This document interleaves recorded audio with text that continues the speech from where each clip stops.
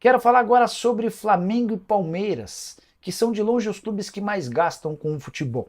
Queria repercutir uma frase que o Bruno Spindel, o gerente executivo de futebol do Flamengo, concedeu nos últimos dias. Ele disse, entre outras coisas, que já tem clube gastando tanto ou mais do que o Flamengo em relação a salários. A frase especificamente é essa, abre aspas, Inter, São Paulo, Corinthians, Palmeiras, Atlético Mineiro e Botafogo têm folha de pagamentos nos níveis ou até maiores do que as do Flamengo. Fecha aspas. O que eu fiz? Me baseei naquilo que já foi divulgado em relação ao balanço de 2023 para provar que isso está bem longe da realidade. O Flamengo segue sendo aquele que mais gasta, embora com o Palmeiras se aproximando.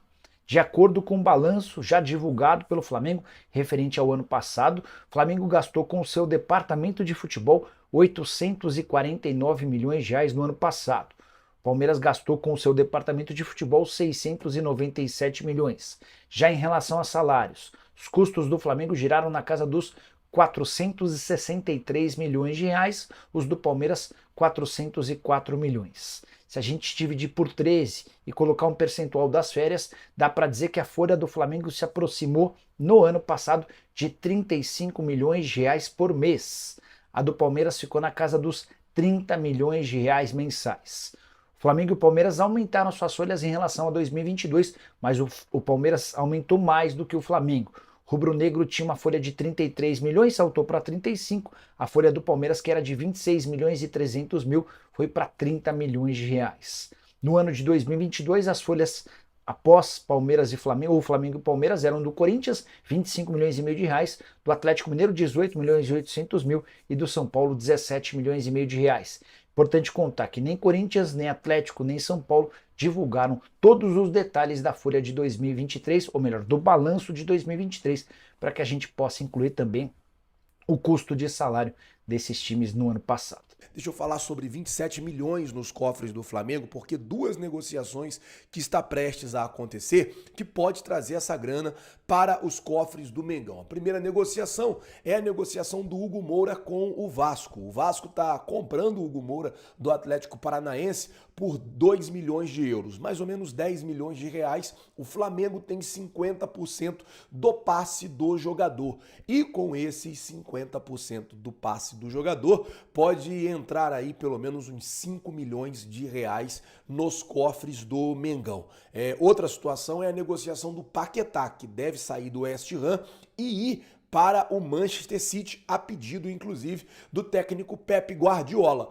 Caso essa negociação seja concretizada, é uma negociação muito maior, o Flamengo tem um percentual muito menor, pelo mecanismo de solidariedade da FIFA, mas o Flamengo deve ficar ali na casa dos 22 milhões de reais, caso o Paquetá ele seja negociado. 22 mais 5, 27 milhões de reais, pode cair aí de surpresa nos cofres do Mengão. Vale lembrar que quando o Flamengo vendeu o Hugo Moura para o Atlético Paranaense, o Flamengo cobrou na época 6 milhões de reais por 50% do jogador. O Flamengo continuou com 50% e agora, se ele sair do Atlético e for para o Vasco, o Flamengo vai ganhar aí mais um percentual em cima dessa negociação. Provável escalação do Flamengo: goleiro Agostinho Rossi, lateral direito Varela, Fabrício Bruno e Léo Pereira formando a dupla de zaga, Ayrton Lucas pela lateral esquerda, Eric Pulgar e Nicolás de la Cruz fazendo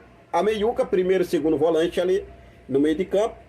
Arrascaeta mais à frente um pouco ali, Arrascaeta, né? Everton, Cebolinha, Luiz Araújo e Pedro. Esse é o provável time do Flamengo para enfrentar o Atlético Goianiense logo mais às 4 horas da tarde. Rossi, Varela, Fabrício Bruno, Léo Pereira, Ayrton Lucas, Eric Pulgar, Nicolás de la Cruz, Arrascaeta, Cebolinha, Luiz Araújo e Pedro. Tá aí, os demais atletas que foram relacionados ficam no banco de reservas. Inclusive, Carlinhos, Gerson, Wesley ficam no banco de reservas, jogadores que retornam, né, à equipe do técnico Tite. Inscreva-se no canal, acione o sino da notificação, curta, comente e compartilhe.